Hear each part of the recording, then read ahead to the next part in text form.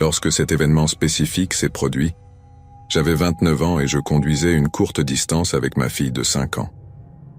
Mon mari et moi avions prévu de rendre visite à ses parents hors de la ville et de rester quelques semaines chez eux. Mon mari travaillait tard dans la journée, donc nous avons convenu qu'il valait mieux que je parte d'abord avec notre fille et que mon mari nous suive quelques heures plus tard. C'était l'hiver, donc il faisait déjà complètement sombre vers 3h30. Nous étions toujours à 1h30 de la maison de mes beaux-parents, et je me sentais assez confiante que nous pourrions y arriver sans qu'il n'arrive quelque chose de grave. Ce n'est pas comme si j'avais un sentiment spécifique ou quoi que ce soit, mais en tant que mère, c'était certainement quelque chose à quoi je pensais en arrière-plan. Nous roulions sur une route de campagne sans éclairage public et complètement déserte par ailleurs. Je n'aimais pas du tout le sentiment d'être complètement seul, mais j'ai fait de mon mieux pour l'ignorer et me dire encore et encore que nous serions bientôt arrivés. Nous avions déjà emprunté cette route d'innombrables fois et rien ne nous était jamais arrivé. Nous étions à 30 minutes de la maison lorsque j'ai vu au loin quelques lumières clignotantes. Il y avait 2 feux jaunes clignotants au milieu de la route que j'ai rapidement identifiés comme des feux de détresse sur une voiture. J'ai eu un mauvais pressentiment et je n'ai pas aimé qu'il ne soit pas sur le bord de la route, mais au milieu. J'ai arrêté à environ entre 70 et 100 pieds de distance et j'ai commencé à réfléchir à ce que je devais faire. J'étais sûr d'une chose, il n'y avait aucune chance que je m'arrête pour aider ces gens. Je veux dire, j'étais une femme de 29 ans, seule avec ma jeune fille. Il aurait fallu que je sois folle furieuse pour m'arrêter pour aider quelqu'un. Je pourrais appeler plus tard pour obtenir de l'aide, mais c'était vraiment le meilleur que je pouvais faire. Je suis sûr que toute autre femme dans ma situation se sentirait de la même manière. Vous devez toujours placer votre propre sécurité et celle de votre enfant avant celle d'un étranger. J'étais assise là et j'avais l'impression que cela avait duré 30 minutes et je ne savais toujours pas quoi faire. Je n'avais pas de réception, donc il n'était pas possible d'appeler mon mari ou mon beau-père. J'ai finalement décidé de faire demi-tour et de rentrer chez moi, en attendant que mon mari vienne pour que nous puissions y aller ensemble. Le seul problème était que c'était une route à 2 voies et qu'il faudrait plus de 3 manœuvres pour faire demi-tour et repartir. J'ai commencé à hésiter, mais quand j'ai regardé dans le rétroviseur, j'ai remarqué quelques ombres qui se rapprochaient rapidement derrière ma voiture au loin. Je pouvais les voir clairement dans la lumière de la lune, mais je ne pouvais pas distinguer ce qu'elles étaient. Elles étaient à environ 30 pieds derrière ma voiture lorsque j'ai réalisé qu'elles étaient des personnes et je pense qu'elles portaient quelque chose. Je ne pouvais plus rester assise là. Je ne pouvais même pas penser, c'était comme si mon corps réagissait avant mon cerveau. J'ai mis la voiture en marche avant et appuyé sur l'accélérateur. Ce n'était pas une voiture follement rapide ou quoi que ce soit, mais elle a fait ce dont j'avais besoin. J'ai foncé directement sur la voiture arrêtée et je n'ai pas eu d'autre choix que de la dépasser du mieux que je pouvais. En passant devant, j'ai vu plus de gens sortir du côté de la route. Ils ont commencé à jeter des choses, pratiquement tout ce qui pourrait me faire m'arrêter. J'ai frôlé l'une des personnes et elle est tombée sur la route. Quelque chose a frappé mon pare-brise et l'a même légèrement fissuré, et quoi que ce soit, il a volé dans le siège passager. J'ai crié avant l'impact et je me sentais mal parce que mes cris ont fait commencer à pleurer ma fille, et je lui ai dit que tout irait bien, mais elle avait 5 ans et rien de ce que je pouvais dire à ce moment-là ne la ferait se sentir mieux. J'ai continué à avancer, je n'ai pas lâché l'accélérateur et j'ai essayé de créer autant de distance que possible entre nous et ces personnes, et avant que je m'en rende compte, nous roulions vers la rue des Beaux-Parents. Ils avaient une guérite de sécurité à l'avant et j'ai appuyé sur le bouton pour entrer, et ils ont immédiatement pu voir que j'étais en difficulté quand ils ont ouvert la porte. Nous avons été autorisés à entrer et mon beau-père m'a rencontré dans l'allée avec son arme. J'ai pleuré et ma fille a sangloté dans l'épaule de sa grand-mère. Ils nous ont emmenés à l'intérieur et je leur ai raconté tout ce qui s'était passé. Mon beau-père a toujours été très protecteur envers moi et ma fille, et j'ai pu voir à quel point il était en colère. Il m'a demandé encore et encore s'il nous avait suivis jusqu'ici, et honnêtement je n'en avais aucune idée. J'avais gardé un œil sur les voitures derrière moi. Je m'étais juste concentré sur le fait d'arriver à leur maison, où je savais que nous serions en sécurité. Mes beaux-parents sont du genre à prendre très au sérieux leur sécurité. Ils ont d'innombrables armes à feu et des caméras de surveillance partout dans la maison et sur la propriété. Ils ont vérifié les caméras et ont remarqué la même voiture qui passait encore et encore devant le portail avant, comme si elle descendait la route, faisait demi-tour et revenait plusieurs fois. Nous avons décidé d'appeler la police, mais quand ils l'ont fait, ils ont dit qu'ils ne pouvaient rien faire pour nous, car ce n'était techniquement pas une situation d'urgence, et cela se trouvait bien en dehors de leur zone de compétence. Je suppose que si vous vivez suffisamment loin des limites où la police locale est normalement active, ils ne peuvent être que dans des situations mettant la vie en danger. Mon beau-père leur a dit très clairement que toute personne pénétrant sur leur propriété serait abattue. Ils lui ont dit que c'était son droit, et c'est tout. Il nous a armés, ma belle-mère et moi, et nous a dit d'attendre à l'intérieur de la maison. Il a appelé mon mari, qui était encore à 1 heure de route, et est sorti pour inspecter la propriété. Nous avons regardé les caméras de surveillance, et lorsqu'il est arrivé près du portail, la voiture s'est de nouveau arrêtée, mais cette fois, elle s'est arrêtée directement au portail. 2 personnes sont sorties de la voiture, et elles n'avaient apparemment pas remarqué mon beau-père se diriger vers le portail. Elles ont essayé de l'ouvrir, et comme nous ne pouvions pas entendre ce qui se passait, nous ne pouvions que voir mon beau-père s'avancer vers elles et tirer un coup de feu en l'air. Nous pouvions voir qu'il leur criait quelque chose, mais nous ne savions pas quoi. Elles sont retournées rapidement dans la voiture et sont parties rapidement. Nous ne savions pas si elles reviendraient, mais j'avais le sentiment que c'était tout. Mon mari est rentré 1 heure plus tard et s'est excusé encore et encore de m'avoir laissé conduire seul, mais je lui ai dit encore et encore que ce n'était pas sa faute et que le résultat aurait été le même s'il avait été avec nous. Nous étions en sécurité, et c'était ce qui comptait. Quelques jours plus tard, nous avons appris qu'il y avait eu quelques vols de voitures dans la région. Mais heureusement, personne n'avait été gravement blessé. Je déteste toujours penser à ce qui se serait passé si je n'avais pas vu ces gens qui se cachaient derrière la voiture. Que auraient-ils fait? Je ne veux même pas le savoir. Je suis reconnaissante que nous allions bien, et je vais dire que je ne vais nulle part sans avoir de protection la nuit, que ce soit mon mari ou une arme.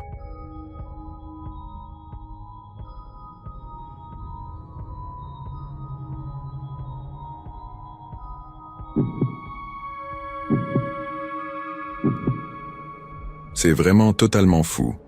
J'aurais juste aimé le savoir avant de télécharger Tinder. J'étais allé à quelques rendez-vous avec des gars que j'avais rencontrés sur Tinder, mais rien n'avait jamais fonctionné. La plupart des gars ne voulaient que du sexe ou n'étaient pas prêts pour une relation sérieuse. Bien sûr, il y a aussi quelques idiots, mais je ne les ai pas rencontrés si souvent.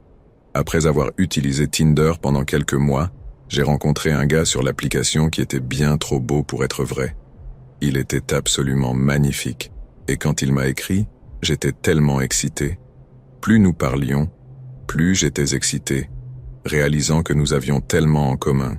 Il était si gentil et drôle, et d'après ce qu'il m'avait dit de lui, il semblait vraiment être mon genre de mec idéal. Tu vois? Après une semaine de discussion, il m'a demandé si je voulais le rencontrer. J'ai proposé le bar près de chez moi, mais il a préféré aller dîner. Normalement, j'aime boire quelque chose lors du premier rendez-vous, pour pouvoir partir rapidement si ça se passe mal, mais j'aimais tellement ce mec, et il semblait être différent, alors j'ai accepté le dîner. Pour garder l'anonymat, appelons-le simplement Oliver. Je voulais vraiment me rendre au restaurant moi-même, mais il a insisté pour venir me chercher, disant que c'était une chose de gentleman, et ainsi de suite. Ce n'était pas une bonne idée d'accepter, mais je suppose que je ne suis pas aussi intelligente que je le pense, car j'ai accepté et lui ai donné mon adresse. Il a dit qu'il viendrait me chercher vers 8 heures, et le lendemain, à 8 heures, la sonnette a retenti à ma porte. J'ai ouvert la porte et j'ai été immédiatement déçu de ce que j'ai vu. Il ne ressemblait pas du tout à ses photos, enfin pas du tout comme elle. C'était évidemment la même personne, mais 10 ou 15 ans plus âgé. Je n'ai rien dit et j'ai pensé que je ferais le rendez-vous et verrais comment ça se passait, car j'aimais sa personnalité au moins par texte. Il m'a ouvert la porte, a fait le tour de la voiture et est monté. Nous avons pris la route en direction du restaurant qui se trouvait à environ 30 minutes de là. Il m'a dit à quel point il me trouvait magnifique et que j'étais encore plus belle que sur mes photos. Puis il a dit très maladroitement « Et moi, Suis-je encore plus beau que sur mes photos? Au début, j'ai pensé qu'il plaisantait. Il devait, non? Il n'y avait aucun moyen qu'il ne sache pas qu'il était bien moins attirant que sur ses photos. Je ne savais vraiment pas quoi dire. Mais ma mère m'a toujours dit d'être honnête, alors j'ai décidé qu'une demi-vérité valait mieux que rien. Je lui ai dit qu'il était beau, mais alors j'étais curieuse de savoir, quand il avait pris ses photos, il était immédiatement évident qu'il était offensé par la question. Alors je me suis rapidement excusé et lui ai dit d'oublier que j'avais jamais posé la question. J'espérais que nous pourrions passer outre, mais il a clairement pris cela très personnellement et m'a donné la tête froide pour les 5 prochaines minutes comme un grand bébé. J'avais vraiment commencé à regretter la décision de sortir avec lui, et j'avais vraiment regretté de lui avoir donné mon adresse. Je connaissais le chemin du restaurant, donc je gardais un œil sur où nous allions alors qu'il conduisait. J'ai remarqué qu'il manquait le virage sur la route où c'était, et je lui ai dit de simplement faire demi-tour à la prochaine intersection, mais il n'a pas répondu. Il a continué à passer l'intersection suivante, et j'ai commencé à devenir lentement nerveuse. Je lui ai dit encore une fois qu'il devait faire demi-tour, et encore une fois je n'ai eu aucune réponse. Il a continué à conduire sur la route et je lui ai demandé à maintes reprises ce qu'il faisait, et où nous allions, mais il a refusé de me regarder. Nous nous sommes arrêtés au feu rouge, et je savais que je devais juste sortir de cette voiture. Je voulais ouvrir la porte, mais j'ai vu qu'elle était verrouillée. Il n'y avait aucun bouton pour le déverrouiller, et c'était l'un de ces verrous qui se rétractait à l'intérieur de la porte, donc je ne pouvais même pas le faire manuellement. J'étais piégé. J'ai sorti mon téléphone et j'ai discrètement envoyé mon emplacement à mon ami. Après un certain temps de conduite, Oliver a tourné dans un parking vide devant une épicerie. Il s'est garé à un endroit à l'extrémité du parking. Je ne savais pas exactement ce qu'il avait en tête, mais j'avais une idée que je ne permettrais en aucun cas. Il a détaché ses ceintures de sécurité et j'ai plongé dans ma poche. Il a attrapé mes bras et a essayé de les clouer fermement. J'ai lutté contre lui, essayant aussi fort que possible de le maintenir à distance. Finalement, il a lâché mon bras et j'ai sorti mon spray au poivre et lui ai pulvérisé directement dans les yeux. Le seul problème avec l'utilisation du spray au poivre dans un espace aussi confiné était que je l'avais aussi eu moi-même. Mes yeux ont commencé à brûler et à pleurer immédiatement, alors qu'il criait à côté de moi sur le siège. Il a commencé à m'insulter de tous les noms pendant qu'il essayait de se frotter le visage avec sa chemise. Et pendant la lutte, j'ai réussi à me pencher vers lui et à déverrouiller les portes. Je les ai poussées ouvertes, suis tombé par terre et me suis égratigné les genoux en tombant. À ce moment-là, j'avais du mal à voir clairement et ma poitrine brûlait parce que j'avais inhalé les vapeurs du spray au poivre. J'ai essayé de me lever mais j'étais tellement étourdi que je suis continuellement retombé par terre. Je chancelais en me déplaçant lentement à travers le parking. J'ai entendu sa porte s'ouvrir et lui me crier de revenir, mais je ne pouvais pas. J'ai regardé autour de moi, à travers toute la confusion et les larmes. J'ai vu qu'il trébuchait sur lui-même en essayant de me suivre. J'ai crié à l'aide, mais personne n'était à proximité pour entendre mes cris. Oliver a commencé à dire qu'il ne faisait que plaisanter et qu'il n'avait pas l'intention de me faire peur. Il a dit que si je revenais simplement avec lui à la voiture, nous irions au restaurant comme prévu et qu'il était désolé. Et il disait ça entre les cris de douleur alors que ses yeux brûlaient. C'était effrayant et je me demandais vraiment s'il pensait que je le croirais vraiment et que je retournerais avec lui à la voiture. Est-il vraiment si stupide? Il était tout près de moi en un instant et juste au moment où j'atteignais les portes du supermarché, il a attrapé mes épaules et m'a tiré en arrière. Mais les portes étaient déjà ouvertes, et j'ai crié pour qu'il me lâche, ce qu'il a immédiatement fait. L'homme m'a aidé à me relever et à essayer de retenir Oliver là, mais rien ne pouvait l'empêcher de remonter dans sa voiture et de partir. La police a été appelée à ce moment-là, et ils m'ont dit qu'ils ouvriraient une enquête, mais rien de tout cela n'a jamais abouti. Et crois-le ou non, ce type n'a jamais été retrouvé. J'ai déménagé de cette maison où je vivais à l'époque et je suis retourné chez mes parents. J'ai été vraiment paranoïaque pendant un certain temps, pensant qu'il me retrouverait, mais cela ne s'est pas produit jusqu'à présent. J'utilise maintenant mon histoire comme mise en garde pour d'autres femmes qui empruntent le même chemin que j'ai autrefois emprunté, aussi pour vous, les hommes là-bas. Vous ne savez jamais qui veut vous faire du mal, mais cela peut arriver. Alors, veuillez prendre soin de vous.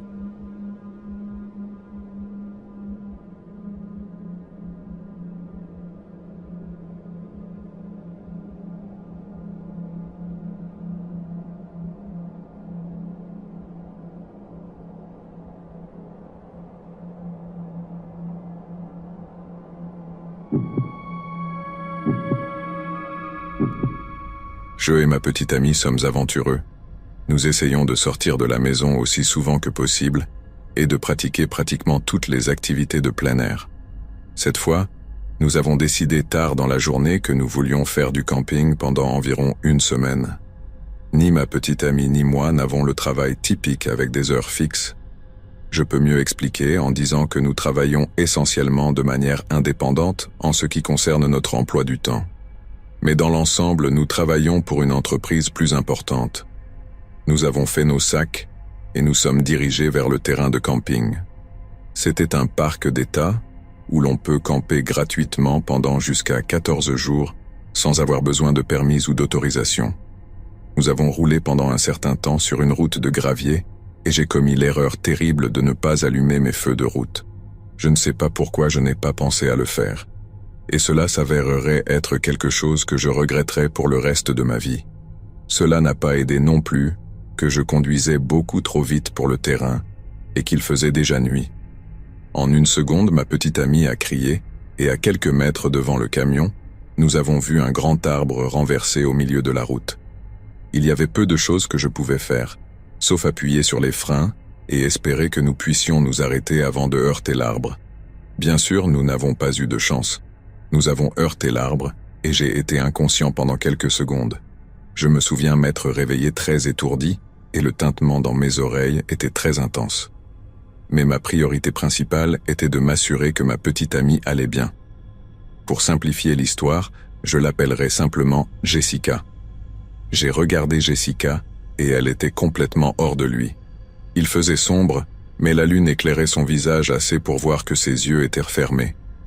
J'ai appelé son nom pour la réveiller, mais elle n'a pas réagi du tout. J'ai sorti mon téléphone de ma poche, allumé la lampe de poche et l'ai dirigé vers elle. Je ne savais pas vraiment à quoi m'attendre, mais ce que j'ai vu était quelque chose que je ne pouvais définitivement pas prévoir. J'ai d'abord vu le sang. Elle portait un t-shirt blanc, donc c'était assez évident. Et puis j'ai bien sûr remarqué la branche qui lui traversait la poitrine. Ce n'était pas une énorme branche. Elle avait probablement la même circonférence qu'un doigt ou quelque chose comme ça. Je sais que c'est un peu une comparaison étrange, mais je ne peux vraiment comparer à rien d'autre. La branche venait à travers le pare-brise et était toujours attachée à l'arbre. Je ne voulais pas la secouer parce que je ne voulais pas causer plus de dommages à son corps, alors je ne l'ai pas du tout touchée. J'ai essayé d'appeler le numéro d'urgence, mais il n'y avait pas de réception. J'ai commencé à réfléchir à ce que je pourrais faire pour l'aider, mais il y avait si peu d'options. Le camion ne démarrerait même pas, donc même si c'était la bonne idée de partir, ce n'était pas une option. J'avais un couteau dans ma poche, donc la solution logique suivante dans ma tête était de couper la branche de l'arbre et d'essayer de la sortir du camion et de la mettre sur le bord de la route pour que je puisse chercher de l'aide, sachant que quelqu'un pourrait entrer dans notre voiture et aggraver la situation. J'ai sauté sur le capot de la voiture et j'ai essayé très fort de couper cette branche, mais le couteau était petit et je ne pouvais pas faire grand-chose avec. J'ai commencé à paniquer. Peu de temps après, il était déjà passé plus de 30 minutes et elle n'était toujours pas réveillée. Je suis remonté dans le camion et j'ai simplement commencé à prier. Et c'était étrange pour moi car je n'avais pas prié depuis mon enfance, mais à ce moment-là, j'étais prêt à tout essayer. Ça a semblé comme si je priais pendant des heures, mais seulement 30 minutes de plus sont passées. Je me suis accroché à ce mince espoir car elle n'avait pas saigné activement pendant cette heure. La branche n'était pas au centre de sa poitrine, alors j'ai espéré qu'elle avait manqué son cœur. J'ai senti son pouls et il n'était pas fort, mais il était toujours là. Tout ce que je pouvais faire était d'attendre, en espérant qu'éventuellement quelqu'un passerait et nous aiderait. Je ne sais pas si c'était Dieu ou de la chance, mais j'ai commencé à voir de la lumière derrière nous. Elle a rempli l'intérieur du camion, et je suis sorti aussi vite que possible, en criant et en pointant du doigt le conducteur. Il s'est arrêté juste derrière notre camion et a baissé sa fenêtre, demandant ce qui se passait. Je lui ai rapidement expliqué, et il m'a dit de me calmer car il ne pouvait pas me comprendre. J'ai expliqué plus lentement, et son expression faciale a changé immédiatement lorsqu'il a réalisé ce que je disais. Il est sorti de son camion et est allé à la porte passager avec sa lampe de poche pour éclairer Jessica.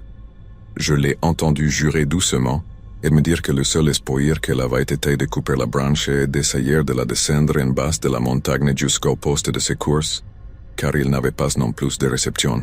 Il avait une tronçonneuse dans la partie arrière de son camion, et j'avais peur que secouer la branche ne lui cause encore plus de dommages. Mais il n'y avait vraiment pas d'autre choix. Il a commencé à scier environ un pied devant sa poitrine. J'ai couvert Jessica avec une couverture pour essayer de garder la poussière de bois hors de sa plaie. Cela a secoué son corps un peu, mais elle était inconsciente, donc elle n'avait pas de douleur, du moins je pensais. Enfin, elle a été libérée de l'arbre.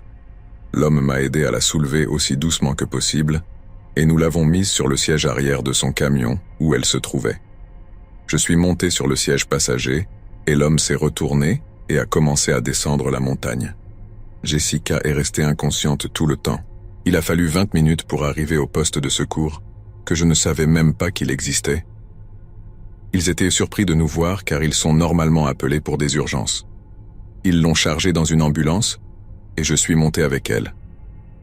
L'hôpital le plus proche n'était pas trop loin, Dieu merci, mais ce n'était pas un centre de traumatologie, donc elle a dû être transportée en hélicoptère vers la ville voisine, à environ 1 heure de route. Elle avait subi une blessure pulmonaire, mais heureusement elle n'avait pas perdu beaucoup de sang, et son cœur n'avait pas été endommagé du tout. Le médecin a dit que si c'était juste un pouce plus à gauche, cela aurait transpercé son cœur et elle serait probablement décédée en quelques minutes après l'accident.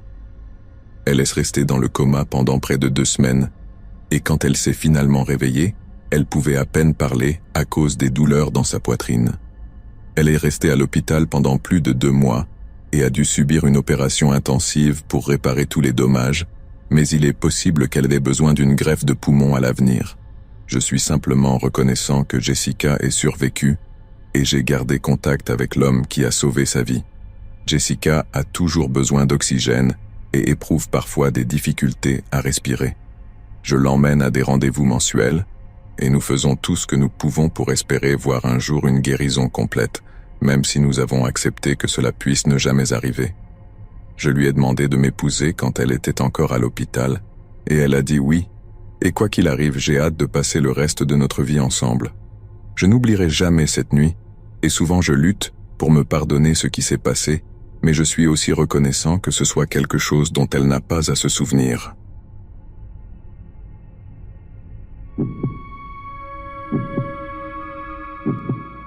Je n'avais vraiment pas l'intention de raconter cette histoire, mais quelques années se sont écoulées, et je ne suis plus aussi terrifié par ce qui s'est passé, alors pourquoi pas? J'avais 19 ans à l'époque. L'année précédente, j'avais déménagé à travers le pays pour aller à l'université, et je n'avais jamais eu de problème à rentrer chez moi pour les différentes vacances scolaires. C'était la pause d'hiver, et ma mère voulait absolument que je rentre à la maison cette année pour passer les vacances en famille, car je ne l'avais pas fait l'année précédente. J'ai accepté, mais je ne voulais pas laisser ma voiture à l'abandon pendant des semaines. Dans la ville où je vivais, il y avait beaucoup de vols de voitures, et laisser ma voiture là pour qu'elle soit endommagée, vandalisée ou volée n'était pas une option pour moi. J'ai dit à ma mère que je prendrais ma voiture, et elle n'était pas très heureuse à ce sujet, mais elle le comprenait. Elle a proposé que mon père vienne me chercher et conduise avec moi, mais je ne voulais pas qu'il se donne autant de mal. Et je pensais qu'être seul sur la route pendant quelques jours serait une bonne chose. J'avais des problèmes dans ma vie privée, et le temps d'y réfléchir sans distraction me semblait une bonne chose. J'ai préparé quelques sacs qui me suffiraient pour les semaines à venir. J'ai dit au revoir à mon colocataire, qui était assez triste que je parte, et je suis parti vers la porte. Avec le recul, ma voiture ne valait probablement pas ce que j'ai enduré pendant ce voyage de retour à la maison. C'était une Honda Civic vieille de 20 ans, qui avait tendance à tomber souvent en panne, et quand je dis souvent, je veux dire au moins 1 fois par mois. Je n'avais tout simplement pas l'argent pour la remplacer, Je suis monté dans la voiture et j'ai été sur l'autoroute en quelques minutes. J'ai pris un café supplémentaire avant de quitter la ville pour pouvoir rester éveillé aussi longtemps que possible. Il était encore environ 8 heures du matin, donc je pensais que je pourrais conduire pendant environ 10 heures avant de trouver un hôtel pour passer la nuit. Je n'avais pas de plan fixe et je suivais le chemin le plus rapide pour rentrer chez moi, ce qui n'était probablement pas la meilleure décision. Je sais maintenant que j'aurais dû prendre l'itinéraire qui n'incluait pas de longues étendues, de rien d'autre que des champs à perte de vue. Je me suis arrêté quelques fois pour des pauses toilettes et collations, et vers 7 heures du soir, j'étais prêt à m'arrêter. J'avais presque conduit 11 heures et je ne voulais pas être un danger pour moi ou pour les autres sur la route si j'essayais de continuer alors que j'étais si fatigué. J'ai trouvé un hôtel relativement agréable et j'ai obtenu une chambre pour la nuit, reprenant ma route le lendemain matin. Ce jour-là, je traverserai des parties du Midwest, ce qui n'était pas nécessairement quelque chose que j'attendais avec impatience. La dernière fois que j'ai traversé cette région, il y avait beaucoup de terrace plates et des champs de maïs, deux choses que je trouvais ennuyeuses lors d'un long trajet en voiture. C'était l'hiver, donc il n'y avait pas de maïs. Le temps aurait pu être meilleur, mais la veille, je n'avais eu aucun problème. Alors j'espérais que ça continuerait ainsi. La journée passa plus rapidement que la précédente, et avant que je ne m'en rende compte, le soleil était couché. Vers 19 heures, je me sentais assez bien pour continuer à conduire. Alors j'ai traversé la prochaine ville et j'ai continué. Vers 20 heures, j'ai commencé à entendre un bruit de cliquetis et j'ai failli pleurer en réalisant que ça venait de mon moteur. Et il a commencé à neiger et ma voiture a commencé à ramper sur la route jusqu'à ce que je m'arrête sur le bas-côté, où elle est complètement tombée en panne. Il faisait froid sans chauffage et je savais que je devais obtenir rapidement de l'aide. J'ai vérifié Google Maps pour voir si j'étais près d'une autre ville, mais la ville suivante, bien que très petite, était encore à près d'1 heure de route. J'ai essayé d'appeler mes parents pour leur dire ce qui s'était passé, mais mon service était complètement parti. J'ai décidé d'utiliser la fonction d'appel d'urgence sur mon téléphone pour demander de l'aide, et heureusement ça a marché. Le seul problème était que l'agent le plus proche qui pouvait répondre était à au moins 1 heure de route, dans la ville dont j'avais parlé auparavant. J'ai dit au répartiteur que bien sûr je resterais en attente, et il m'a dit de verrouiller les portes et de me cacher dans la voiture pour qu'il semble que personne ne soit à l'intérieur. Évidemment, l'endroit où ma voiture avait décidé de me lâcher était aussi une section très douteuse de l'autoroute, qui n'était pas très sûre pour les conducteurs en panne, surtout pas pour les jeunes femmes. Je ne vais pas mentir, quand le répartiteur m'a dit ça, je me suis senti physiquement malade. J'avais l'impression de faire une crise cardiaque, avec la rapidité à laquelle mon cœur battait. J'ai mis un pare-soleil dans la zone du pare-brise, et heureusement, j'en avais 3 de plus dans la voiture quand je suis allé au camping en voiture, et j'ai décidé de les mettre le long des fenêtres latérales et arrière aussi, de sorte que personne ne puisse voir à l'intérieur et que cela semble noir de l'extérieur. Après environ 30 minutes d'attente, j'ai commencé à avoir le sentiment que quelqu'un me regardait. J'ai essayé de me convaincre que c'était juste à cause de la situation dans laquelle j'étais, et que de toute façon toutes les fenêtres étaient couvertes. Donc il n'y avait aucun moyen que cela soit possible. Je voulais me débarrasser de cette sensation, mais elle ne voulait tout simplement pas partir, peu importe à quel point je me disais que tout irait bien. Il y avait quelque chose en moi qui me disait que la situation dans laquelle je me trouvais allait devenir très effrayante. J'ai allumé l'écran de mon téléphone et l'ai dirigé vers les fenêtres. Sans savoir ce que je verrais, cela me hanterait pendant des années. Tout d'abord, j'ai ressenti un soulagement en ne voyant que le reflet du pare-soleil. J'ai tourné mon téléphone vers les fenêtres du côté passager, et dans la petite fente qui n'était pas couverte, j'ai vu, avec horreur, une bande de la vitre. Et de l'autre côté de la vitre se trouvait le visage d'un homme, pressé contre le verre, avec un sourire directement dirigé vers moi. Ma première réaction a été un cri strident. C'était un son que je ne connaissais pas, que j'avais même la capacité de faire. C'était comme si la peur elle-même se manifestait en son. Il semblait presque que cela faisait réellement sonner mes oreilles. Et au moment où le cri a quitté ma bouche, J'ai vu l'homme retirer son visage du verre et j'ai entendu qu'il commençait à rire. Le rire le plus dégoûtant, le plus guttural que j'ai jamais entendu. Il semblait presque se moquer de moi. J'ai crié à nouveau le numéro d'urgence et j'ai crié que j'avais besoin d'aide maintenant.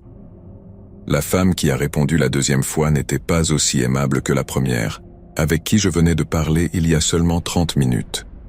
Elle m'a crié de cesser de crier, sinon elle ne pouvait pas m'aider. J'ai pleuré et j'ai fait de mon mieux pour me calmer alors que l'homme dehors continuait son manège, alors qu'il riait et essayait de pénétrer dans mon auto. L'opérateur a commencé à me menacer, me disant que ce n'était pas bien de plaisanter avec le 911, même si j'ai insisté sur le fait que ce qui se passait était très réel.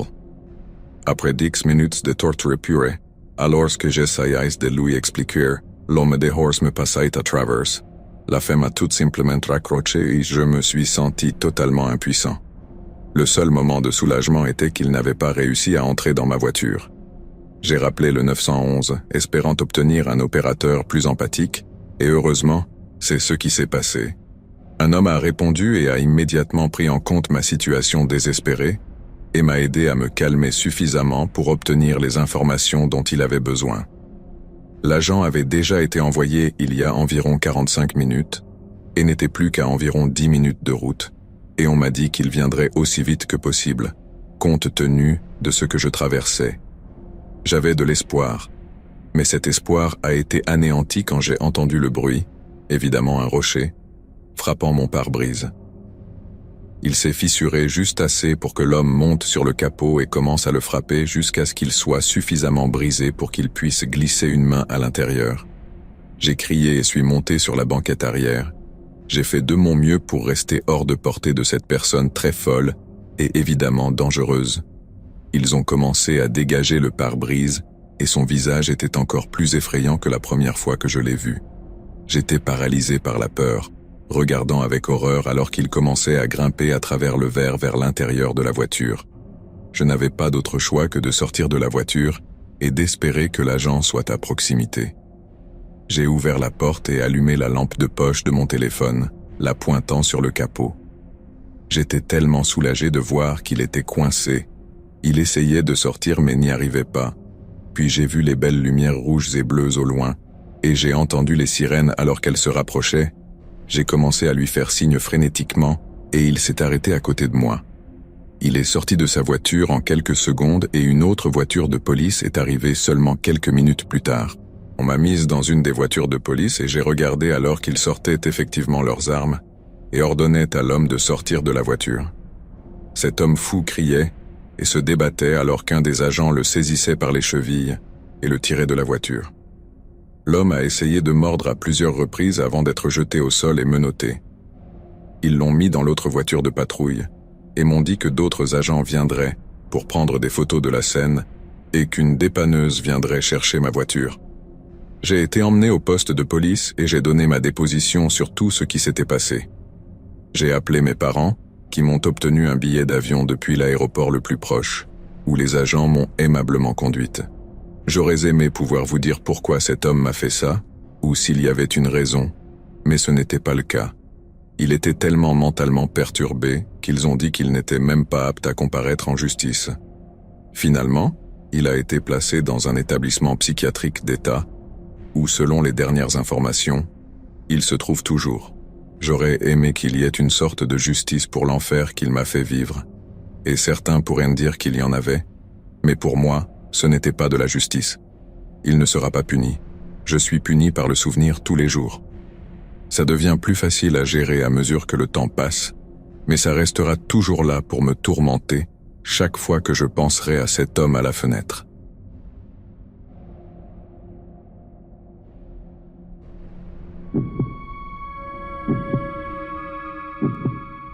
Conduisais mon camion du domicile de ma petite amie à la maison. Ce soir-là, une tempête assez violente faisait rage, mais je pensais que puisque je vivais à seulement 10 minutes de là, tout irait bien. J'aurais aimé rester avec elle, mais je devais me lever tôt pour travailler et mes vêtements de travail étaient chez moi. Il faisait sombre, et l'électricité était coupée. Conduire dans le noir, seulement, avec les phares pour éclairer le chemin, n'est pas une sensation agréable. La pluie tambourinait si fort sur mon pare-brise que mes essuie-glaces ne pouvaient en pas suivre pour garder la vue dégagée devant moi. C'était comme conduire à l'aveuglette, mais je connaissais la ville toute ma vie, donc je savais où aller. C'était comme une mémoire musculaire où tourner et combien de temps continuer sur la route. J'ai tourné dans la rue où se trouvait ma maison, et presque immédiatement, j'ai réalisé que quelque chose n'allait pas. C'était comme si mon camion flottait presque. J'ai senti l'humidité à mes pieds, et les lumières ont commencé à vaciller à l'intérieur du camion.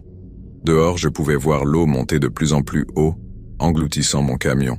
Le courant emportait mon camion de plus en plus loin et il n'y avait rien que je puisse faire. J'ai défait ma ceinture de sécurité et j'ai essayé d'ouvrir la porte du côté conducteur, mais elle ne bougeait pas d'un millimètre. L'eau montait maintenant jusqu'à mes genoux et j'ai pris une profonde respiration. Mon père m'avait toujours dit de ne pas paniquer dans une situation aussi effrayante, car la panique ne sauve pas la vie. J'avais une lampe de poche étanche dans la boîte à gants que j'ai sortie et allumée. J'ai regardé autour de moi pour voir si je pouvais trouver quelque chose pour briser la vitre. La voiture avait été nettoyée juste la veille et malheureusement, j'avais sorti tous mes outils pour organiser ma boîte à outils. Je n'avais que mon pull, la petite lampe de poche et un couteau de poche à disposition. J'ai appelé le numéro d'urgence 112 et j'ai été accueilli par un message automatique me disant que tous les dispatchers étaient occupés et qu'ils me rappelleraient dès que possible. C'est là que j'ai commencé à paniquer. J'avais besoin d'aide et il semblait que je n'en recevrais pas. L'eau atteignait maintenant ma poitrine, alors j'ai décidé de m'asseoir sur mon siège et de garder ma tête hors de l'eau aussi longtemps que possible. L'eau semblait entrer principalement par la porte du conducteur, donc j'ai attrapé mon pull et essayé de boucher la fuite, mais cela n'a pas fonctionné. Mais j'étais désespéré et prêt à tout essayer. J'ai attendu 7 minutes en attente avant de recevoir enfin une réponse. Je leur ai dit ce qui se passait, et ils étaient très factuels en me disant que je n'étais pas le seul dans ce type de situation d'inondation, et que cela prendrait au moins 30 minutes avant que de l'aide n'arrive. J'ai continué à leur dire encore et encore que je sentais que je n'avais pas 30 minutes, mais ils m'ont dit qu'il n'y avait rien qu'ils pouvaient faire. J'ai demandé s'ils resteraient en ligne, mais ils ont dit qu'en raison de la demande de services d'urgence pendant la tempête, ils avaient besoin de plus grand nombre possible de dispatchers et que si la situation empirait, je pouvais se rappeler. J'ai raccroché et je savais déjà que ce ne serait pas une option si la situation empirait. Je n'aurais pas 7 minutes pour appeler et attendre. L'eau montait toujours et mon pouls s'accélérait. J'étais terrifié et confus pourquoi personne ne m'aidait, et ma mère et mon père ne répondaient ni l'un ni l'autre à leur téléphone. J'ai ouvert l'application d'enregistrement vocal et j'ai commencé à enregistrer mes messages d'adieu à ma famille. Je n'étais pas sûr qu'ils les recevraient, mais c'était mieux que rien et d'une certaine manière, c'était apaisant pour mes nerfs. C'était comme si je leur parlais sans vraiment leur parler, mais d'une certaine manière, il y avait quelque chose de thérapeutique dans ce moment. Juste 10 minutes après avoir raccroché avec le numéro d'urgence, l'eau a atteint ma poitrine. J'étais sûr que j'allais mourir alors qu'il ne restait qu'un pied d'espace dans la voiture pour respirer. J'ai pressé ma joue contre le toit et je ne pouvais pas m'empêcher de pleurer. J'ai commencé à perdre espoir. Personne ne venait à mon secours. Je ne pouvais respirer que par mon nez alors que j'entendais le bruit d'un moteur à proximité. Je ne pensais pas qu'ils remarqueraient, même mon camion. Donc j'ai commencé à crier et à faire clignoter ma lampe de poche pour attirer leur attention. Et j'ai ressenti un soulagement lorsque j'ai entendu le bruit d'un bateau à côté de mon camion. J'ai dirigé ma lampe de poche et j'ai vu quelqu'un sauter dans l'eau à côté de ma fenêtre du conducteur. Il avait ce briseur de fenêtre avec lui et il a éclaté au premier essai. Il a attrapé mon pull et j'ai pris une profonde inspiration alors qu'il me tirait hors de la fenêtre.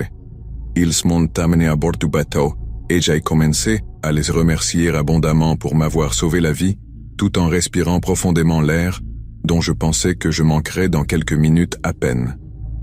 Ils m'ont enveloppé dans une couverture de secours, et nous avons pris la mer. Nous avons aidé encore quelques autres personnes à sortir des voitures avant d'arriver à un endroit où des policiers et des pompiers attendaient.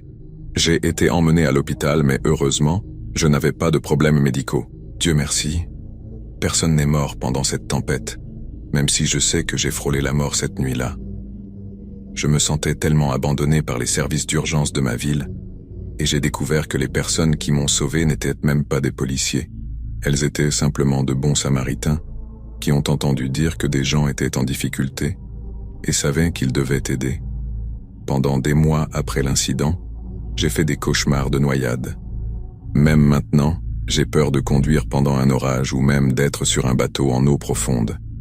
J'ai été en thérapie quelques fois, mais cela n'a jamais semblé aider, alors j'ai simplement arrêté.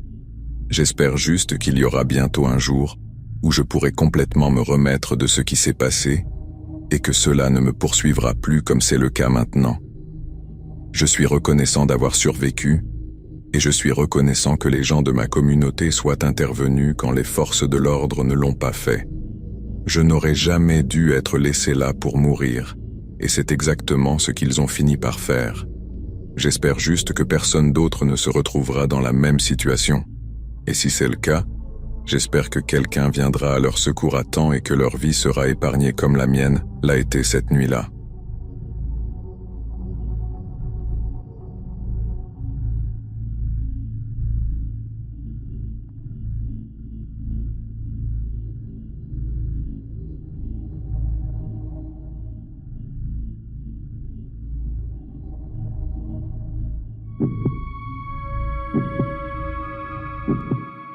Je venais de terminer un quart de travail de presque 24 heures. Je travaillais dans la construction et la gestion, et il n'y avait pas de problème pour nous faire travailler tard quand il y avait une échéance et que nous n'étions pas assez avancés. Nous étions payés en heures supplémentaires, donc beaucoup d'entre nous étaient d'accord. J'étais en route depuis les chantiers vers chez moi, et comme il était presque 3 heures du matin, il n'y avait pas beaucoup d'autres voitures sur la route. Je dois admettre que j'étais beaucoup trop fatigué pour conduire vraiment. J'avais été éveillé pendant près de 40 heures. Et oui, c'était imprudent, mais je voulais tellement rentrer chez moi et simplement dormir. J'ai failli m'endormir au volant plusieurs fois, mais j'ai été immédiatement réveillé par la vue d'une jeune fille assise seule sur le bord de la route. Au début, je suis passé devant elle, mais mon instinct m'a dit de faire demi-tour et de voir si elle avait besoin d'aide. Je me suis arrêté à côté d'elle et elle m'a regardé. Elle ne devait pas avoir plus de 7 ou 8 ans. Je lui ai demandé ce qui n'allait pas ou si elle avait besoin d'aide, mais elle n'a rien dit. Il semblait faux de la laisser seule là-bas, alors j'ai ouvert la portière de ma voiture et je lui ai dit de monter, que je ne lui ferais pas de mal. Au début, elle a hésité un peu, puis elle est quand même montée. J'ai prévu de la conduire au poste de police le plus proche pour qu'il puisse espérer identifier qui elle était et la ramener à sa famille. J'ai essayé plusieurs fois de lui faire dire quelque chose sur elle, mais elle n'a rien dit et m'a juste regardé. Peu de temps après l'appel, nous sommes arrivés et je me suis garé à l'avant. J'ai sorti le siège auto et j'ai dit aux enfants de me suivre à l'intérieur, ce qu'ils ont fait sans dire un mot ni faire de scène. Je suis entré, et il n'y avait que la réceptionniste. Je lui ai raconté ce qui s'était passé, mais la seule réponse que j'ai eue était un regard très perplexe sur son visage. J'ai indiqué aux enfants de venir vers elle, et ils se tenaient simplement à côté d'elle. Je lui ai demandé à maintes reprises de l'aide, mais elle regardait juste autour d'elle et ne faisait rien. Et je ne comprenais pas pourquoi elle me demandait si j'allais bien. Je ne savais pas pourquoi je lui disais que j'allais bien, mais que les enfants avaient besoin d'aide et que le bébé avait l'air froid. Elle m'a encore et encore demandé de quels enfants je parlais, et peu importe à quel point je pointais vers eux ou lui disais où ils étaient, elle faisait comme si elle n'avait aucune idée de ce dont je parlais. J'ai commencé à être frustré, et à ce moment-là, je ne savais pas quoi faire. Elle m'a dit de me répéter, et je lui ai simplement raconté à nouveau exactement ce qui s'était passé. Tout le temps que je racontais l'histoire, elle regardait là où je pointais, mais quelque chose n'allait pas. C'était comme si elle traversait les enfants du regard, au lieu de les regarder. Juste après avoir fini de raconter l'histoire, 2 agents sont entrés.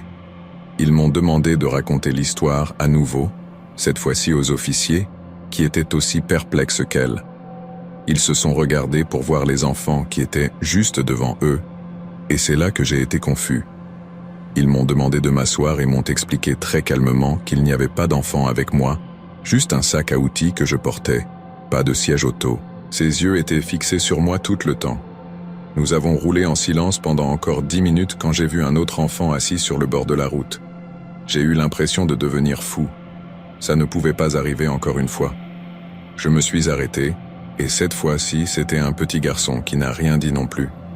Je me suis dit, pourquoi ne pas sauter simplement dans la voiture, et c'est ce qu'ils ont fait sans hésiter.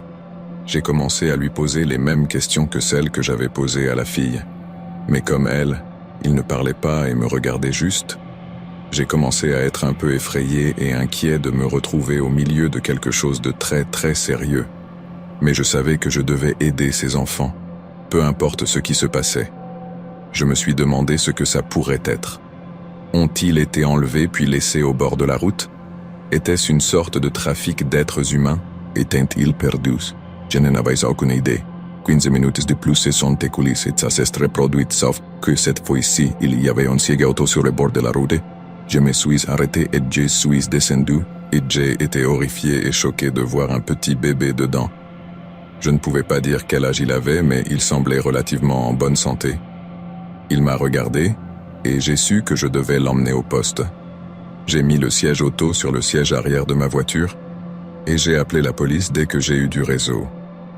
Ils m'ont dit de me rendre à l'hôpital qui était à quelques 2 miles de là, et ont dit qu'ils me rencontreraient là-bas. J'ai regardé vers le bas et j'ai toujours vu le siège auto dans ma main, et les enfants se tenaient à côté. Je les ai suppliés de trouver de l'aide pour eux, et de les réunir avec leur famille, mais ils étaient déterminés et très sérieux dans ce qu'ils me disaient.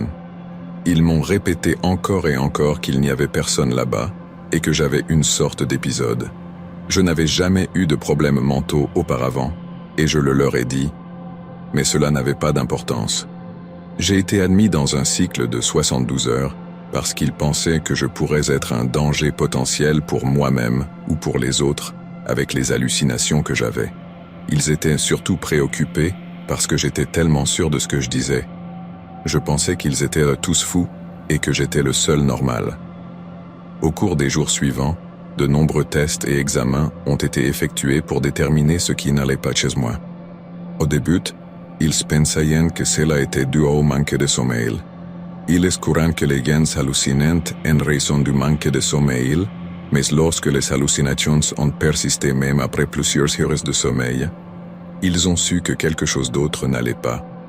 J'avais peur. J'ai appelé ma mère, qui est venue et a passé en revue l'historique médical de notre famille avec les médecins. Après la fin du cycle de 72 heures, j'ai décidé de rester simplement à l'hôpital. Je ne comprenais pas ce qui se passait, mais je savais que j'avais besoin d'aide. Pendant 2 semaines avant mon diagnostic, les enfants m'ont accompagné partout. Ils veillaient sur moi pendant que je dormais, me tenaient compagnie, mais ils ne parlaient toujours pas. Au début, ils étaient réconfortants, comme si je n'étais pas seul. Mais finalement, ils sont devenus le rappel que quelque chose n'allait pas chez moi, et je ne pouvais pas vivre ma vie tant qu'ils n'auraient pas trouvé ce que c'était. Cependant, les hallucinations n'étaient pas mon seul symptôme. J'ai commencé à avoir des problèmes de parole et à ne pas pouvoir penser clairement. Et c'est ce qui a montré aux médecins qu'il y avait peut-être quelque chose d'autre. Ils ont réalisé des scans, mais n'ont rien trouvé. On m'a dit que si la dernière IRM qu'ils feraient pendant ce séjour à l'hôpital ne montrait rien, je devrais partir et revenir plus tard pour d'autres scans qui, espéraient-ils, montreraient plus. Je savais ce qu'ils voulaient dire. Si j'avais une tumeur au cerveau, je ne voulais pas attendre qu'elle grossisse avant qu'ils ne puissent faire quelque chose. Nous avons fait l'IRM. Et heureusement, un médecin a remarqué une ombre de trop. J'avais une tumeur au cerveau. Elle était petite, mais elle expliquait tous mes symptômes. Il s'est avéré que c'était une tumeur maligne dans le lobe frontal, comprimant le nerf optique, et malheureusement, ce n'était pas quelque chose qu'il pouvait opérer en raison de sa proximité avec le nerf optique. Mais ils étaient confiants que la chimiothérapie et la radiothérapie tueraient les cellules cancéreuses, car elles avaient été détectées si tôt. J'ai commencé la chimiothérapie et la radiothérapie, et après quelques semaines, les hallucinations se sont de plus en plus rares. Une partie de moi les regrette quand elles ne sont pas là, mais la plupart du temps, je suis heureux que cela signifie que je vais mieux. La plupart des gens ne comprendraient probablement pas, mais peut-être certains. Je suis toujours en traitement, et mes médecins sont confiants que je serai bientôt en rémission. Je suis reconnaissant pour ce qui s'est passé cette nuit-là. Si je n'avais pas vu ces enfants sur la route, hallucination ou non, je n'aurais jamais été à l'hôpital et ils n'auraient jamais détecté le cancer aussitôt.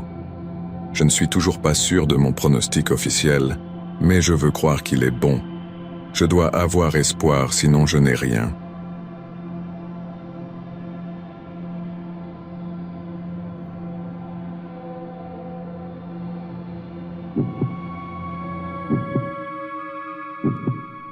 J'avais 16 ans et je venais d'obtenir mon permis de conduire. Imaginez le typique idiot égoïste de 16 ans. Oui, c'était moi. C'était un vendredi soir, et je suppliais ma mère de me laisser prendre la voiture pour rejoindre des amis. Mais elle insistait pour dire que ce ne serait pas possible. Elle répétait sans cesser que je finirais probablement par boire et elle ne voulait pas que je devienne un idiot au volant. Je lui disais encore et encore que je ne ferais pas ça, mais elle est restée sur sa décision. Je lui ai dit que je la détestais et je suis allé dans ma chambre pour prendre ma propre décision, prévoyant de sortir plus tard et de prendre la voiture vers 23 heures. Ma mère dormait dans sa chambre et je n'avais pas à m'inquiéter que mon père m'entende, car il était hors de la ville. J'ai ouvert ma fenêtre et sauté dans la cour. J'avais déjà pris les clés plus tôt dans la soirée, alors je suis monté dans la voiture aussi vite et aussi discrètement que possible et je suis parti. Ma mère m'avait forcé à installer Live Through Swixnant sur mon téléphone, alors je l'ai éteint pour éviter qu'elle ne sache où je me trouvais si elle se rendait compte que j'étais parti. Elle était le genre de mère à appeler la police pour me chercher si je n'étais pas à la maison quand je le devais. J'ai envoyé un message à mes amis pour leur demander où ils étaient, et bien sûr, ils étaient partis pour Los Angeles. J'étais à plus d'1 heure d'eux, mais je décidais quand même d'y aller. J'ai passé un moment sur l'autoroute à cause des embouteillages, alors j'ai décidé de prendre des routes secondaires en espérant que ça irait plus vite. Ça ne l'était vraiment pas, mais c'est juste le plaisir de vivre en Californie du Sud. Il y a toujours des embouteillages partout et tout le temps. Eh bien, à un moment donné, je me suis perdu et je ne voulais pas allumer mon téléphone pour regarder une carte. Alors j'ai essayé de me diriger moi-même vers une autoroute pour espérer retrouver le chemin de la maison. Le temps passait si vite et plus il se faisait tard, plus je me sentais perdu. Ce n'était pas facile pour moi de l'admettre, mais j'avais peur et honnêtement, je voulais ma mère. J'ai conduit sur des routes secondaires, des ruelles et à travers quelques quartiers pas très sûrs, sans vraiment penser à mon propre bien-être. J'ai tourné dans une autre rue étroite et j'ai été choqué de voir un camion bloquant le chemin. Il était stationné de côté comme intentionnellement. J'ai essayé de faire marche arrière, mais j'ai été confronté à un homme qui pointait maintenant une arme sur mon visage et martelait sur ma fenêtre. J'ai commencé à transpirer et je ne savais pas quoi faire, alors j'ai fait ce qu'on me disait. Il m'a dit d'ouvrir la porte et de sortir, alors je l'ai fait. Il m'a sorti de la voiture et m'a jeté au sol. Un autre homme a couru vers moi et a commencé à me frapper si fort que je pensais que mon estomac allait se déchirer à cause de la force de chaque coup. Je les suppliais d'arrêter et criais à l'aide, pendant que quelques autres gars se tenaient là à regarder celui qui me frappait continuer. J'étais là complètement impuissant. Tout ce que je voulais quand j'étais allongé là, c'était que mon père vienne me sauver. Je savais que c'était impossible, mais l'idée de revoir mes parents m'a donné une sorte d'espoir de sortir de là vivant. Je me suis rendu compte que la fin des coups ne viendrait pas rapidement, alors j'ai commencé à me replier dans une position fœtale et à lever les bras pour protéger ma tête et mon visage. Cela lui a probablement donné l'idée de commencer à frapper mon visage avec son pied, car dès que mes bras se sont levés, son pied est venu directement dans mon menton. La douleur que j'ai ressentie à ce moment-là était minimale. Quelque chose que j'ai remarqué plus tard venait de la montée d'adrénaline dans mon corps. Après que tout cela a semblé durer une éternité, ça s'est finalement arrêté. Je pense qu'ils pensèrent que j'étais tombé inconscient, mais je ne l'étais pas. Je n'étais simplement pas capable de bouger une partie de mon corps. J'ai vu des flashs de lumière à travers mes paupières, et j'ai remarqué qu'ils prenaient des photos de moi comme s'ils étaient fiers de ce qu'ils avaient fait. Ils riaient alors qu'ils fouillaient dans mes poches. Ils ont pris mes clés, mon portefeuille et mon téléphone portable, et je les ai entendus partir avec ma voiture. Et tout ce à quoi je pouvais penser, alors que j'étais étendu là, c'était à quel point je souhaitais avoir écouté ma mère et être simplement resté à la maison. Je me souviens de m'être allongé là alors que la douleur commençait. Ma mâchoire me faisait le plus mal. Ça avait l'air cassé. J'ai pu ouvrir les yeux, et dans la faible lumière, j'ai vu tout ce sang qui se répandait autour de moi sur l'asphalte. J'ai essayé de me lever tout seul, mais la douleur était trop intense. J'ai senti les larmes couler sur mon visage, alors que je commençais à réaliser qu'il y avait une forte possibilité que je meure seul sur une rue aléatoire, sachant que la dernière chose que j'avais dite à ma mère, c'était que je la détestais. Je ne la détestais pas, je la voulais plus que tout. Je souhaitais qu'elle soit avec moi pour m'aider et me dire que tout irait bien. Je dois probablement être tombé dans l'inconscience, car la prochaine chose dont je me souviens, ce sont les ambulanciers qui me réveillaient et me demandaient mon nom et ce qui s'était passé. On m'a dit que ma mâchoire avait été fracturée par le coup de pied. Ma mère était assise à mon chevet quand je me suis réveillé, et elle pleurait alors que je lui racontais ainsi qu'aux policiers les détails de ce qui m'était arrivé. Ils ont dit que c'était probablement une initiation de gang et que j'avais de la chance d'être en vie. Les médecins m'ont dit la même chose en décrivant mes blessures. J'avais plusieurs côtes cassées, ainsi qu'une importante hémorragie interne due au coup dans le ventre. J'avais une mâchoire fracturée, d'autres fractures faciales extrêmement douloureuses, et la blessure la plus terrifiante de toutes était la découverte que mes tendons d'Achille avaient été sectionnés. Jusqu'à aujourd'hui, personne ne peut me dire pourquoi ils ont fait ça et pourquoi je ne l'ai pas senti quand c'est arrivé. J'ai dû être opéré aux 2 chevilles, et je suis toujours confronté à la possibilité de subir d'autres opérations et de la physiothérapie, avant de pouvoir envisager de marcher à nouveau normalement. J'ai dû rester à l'hôpital pendant des mois avant de pouvoir rentrer chez moi. Je me sens tellement stupide pour ce que j'ai fait, mais ce qui m'est arrivé était littéralement le pire qui pouvait arriver quand un adolescent prend la voiture de ses parents. Je ne raconte pas cette histoire pour te faire croire que cela arrive si tu ne suis pas tes parents. Ce n'est pas courant. Je veux juste dire que parfois, tes parents savent vraiment ce qu'il y a de mieux et s'ils disent non ou disent que quelque chose n'est pas une bonne idée, c'est vraiment le cas, parce qu'ils se soucient de toi. Ils savent en plus que toi et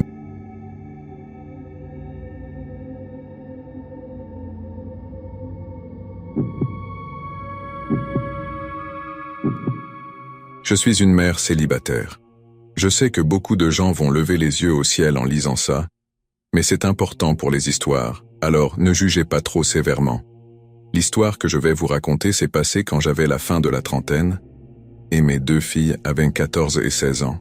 Je venais de sortir d'une intense bataille pour la garde avec leur père, mais heureusement, la garde complète m'avait été accordée en raison de sa toxicomanie et de ses problèmes financiers. Mes filles et moi étions tellement excités de déménager dans un autre état, loin de toutes les drames que la bataille pour la garde avait causé. Il y avait beaucoup de partialité et de blâme même de la part de mes filles, alors nous avons décidé de sortir de cet environnement toxique et déménageant. C'était début juin et le temps commençait à se réchauffer lentement. Nous venions de terminer les dernières cartons dans notre maison et avons décidé de partir quelques jours avant le camion de déménagement pour pouvoir nous installer dans la maison avant que tous nos biens n'arrivent. Même s'il n'y aurait pas de meubles pendant quelques jours, cela nous allait. Nous avons dit au revoir à notre ancienne maison, ce qui était très émotionnel pour nous, et nous sommes partis. Nous avons choisi l'itinéraire le plus rapide, et selon Google, il ne devrait prendre que quelques jours pour arriver à la nouvelle maison. Nous avons eu l'idée de passer une nuit à l'hôtel en route, ce qui était très excitant pour nous. Mes filles adorent séjourner à l'hôtel, comme la plupart des enfants, et j'aime les voir heureuses. Après des heures de route, il était tard dans l'après-midi, et nous étions prêtes à sortir de la voiture et à trouver une chambre. J'ai vérifié tous les hôtels de la région, chaque application, et il n'y avait rien de disponible.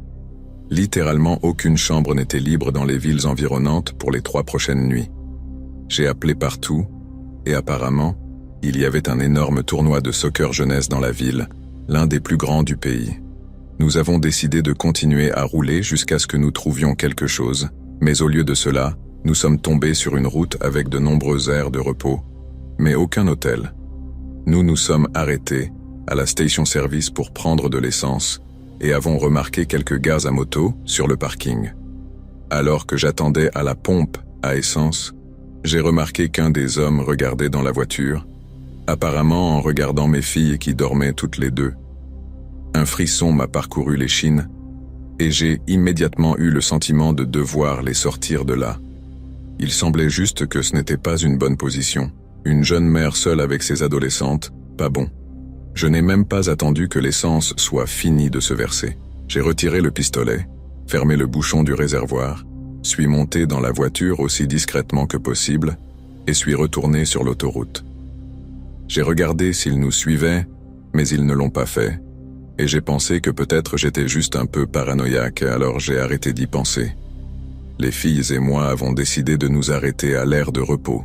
Nous avons pensé que c'était suffisamment sûr à cause de l'heure. Quand nous sommes arrivés, il y avait beaucoup d'autres véhicules et de gens.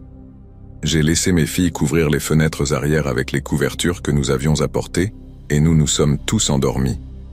Il était environ 20 heures et j'avais l'intention de dormir juste quelques heures avant de repartir. Mais j'avais oublié de régler un réveil. Au lieu de cela, j'ai été réveillé par le bruit fort d'une moto s'arrêtant à côté de la voiture. Je ne sais pas ce que c'est, mais en tant que mère, chaque bruit que j'entends me réveille en quelques secondes quand mes filles sont près de moi. Je me suis assise et ai regardé par la fenêtre, et j'ai été consterné de voir les mêmes hommes de la station-service à quelques places de parking seulement. Et ils n'étaient même pas seuls. Il y en avait au moins 25 à 30. J'étais assez sûr qu'ils ne nous avaient pas vus, alors j'ai décidé de ne pas réveiller les filles. Je ne voulais pas les effrayer. J'ai démarré la voiture et allumé les phares, mais peu importe à quel point j'essayais de partir discrètement, cela ne fonctionnait tout simplement pas. Quelque chose dans l'univers voulait que ces motards voient notre voiture et la reconnaissent rapidement. Dès que mes phares se sont allumés, toutes les têtes se sont tournées et nous ont regardés droit dans les yeux. J'espérais que les hommes de la station-service ne remarqueraient pas qu'ils nous avaient déjà vus. Mais bien sûr, ce n'était pas le cas. J'ai entendu l'un d'eux crier qu'il nous connaissait et qu'il y avait 2 jolies filles dans la voiture, à l'arrière. J'ai été immédiatement terrifié, mais aussi agacé, car qui dit ça, surtout à propos de 2 filles mineures? Mais en même temps, il ne semblait pas être le genre de personne qui se soucierait de ça. Je pensais honnêtement que si je partais simplement, ce serait comme la dernière fois, où ils ne nous suivraient pas, mais maintenant ils étaient rapidement sur nos talons. J'ai réveillé les filles, et j'aurais aimé pouvoir être l'une de ces mères qui embellissent les choses, pour épargner la peur à leurs enfants, mais il n'y avait aucun moyen de le faire, avec ce qui se passait. Je leur ai dit que nous étions suivis par quelques hommes effrayants, et elles sont restées en bas, où personne ne pouvait les voir, et ont couvert les fenêtres avec les couvertures. Les 2 ont commencé à pleurer et à crier, et je comprenais alors que nous roulions sur l'autoroute. Les motards devenaient de plus en plus agressifs. Ils ont commencé à jeter des choses sur ma voiture et à essayer de nous pousser hors de la route.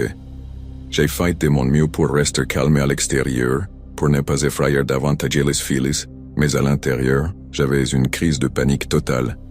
Je savais que ma priorité principale devait être de garder le contrôle de ma voiture. Il était clair que rien de bon n'allait se passer s'ils arrivaient à nous pousser hors de la route. Nous nous sommes serrés dans les bras et avons pleuré jusqu'à ce que les officiers se trouvent devant les portes de la voiture. Nous avons dû sortir et nous avons tout expliqué. Maintenant, ils essayaient de contacter les motards dans la région, mais ils ne pouvaient pas les localiser spécifiquement. Mais jusqu'à aujourd'hui, j'ai toujours peur quand je vois un groupe de motards. Mes filles sont maintenant plus âgées et ont leurs propres enfants, et mon plus grand conseil pour elles est toujours avoir de la protection sur elles. On ne sait jamais quand on pourrait se retrouver dans une situation aussi psychotique. Ils ont commencé à crier que je devrais simplement m'arrêter et qu'ils voulaient juste parler. J'ai continué à avancer droit devant, les ignorant complètement, ce qui ne leur plaisait pas. Ils ont commencé à m'insulter et à exiger que j'abaisse ma fenêtre. Je l'ai abaissée d'environ 1 centimètre pour leur demander de simplement arrêter et de nous laisser tranquilles, mais il n'y avait aucun moyen qu'ils puissent m'entendre. Nous avons continué à rouler pendant environ 5 miles de plus avant d'arriver à la prochaine ville, et à ce moment-là, Il était 2 heures du matin. Finalement, je suis redevenue consciente et j'ai dit à ma fille aînée d'appeler la police. Elle leur a expliqué ce qui se passait. Je ne sais pas ce qu'ils lui ont dit, mais elle a dit qu'ils allaient en venir. Malheureusement, ce n'était tout simplement pas assez rapide. J'ai senti quelque chose frapper le côté de la voiture et en quelques secondes, nous étions sortis de la route et en route vers un arbre. J'ai freiné aussi fort que possible et la voiture s'est arrêtée très violemment. Nous étions tous sains et saufs, mais j'ai commencé à me demander combien de temps encore. Les motards nous ont encerclés et ont commencé à frapper sur les fenêtres et à tirer sur les poignées de porte lorsque la voiture bougeait. Les filles criaient, à tweeter et me suppliaient de les emmener ailleurs, mais il n'y avait vraiment rien que je puisse faire. J'ai prié Dieu pour que nous puissions sortir de là, et Dieu merci, il a exaucé mes prières. Nous avons entendu les sirènes au loin et avons vu les hommes remonter sur leurs motos et s'éloigner.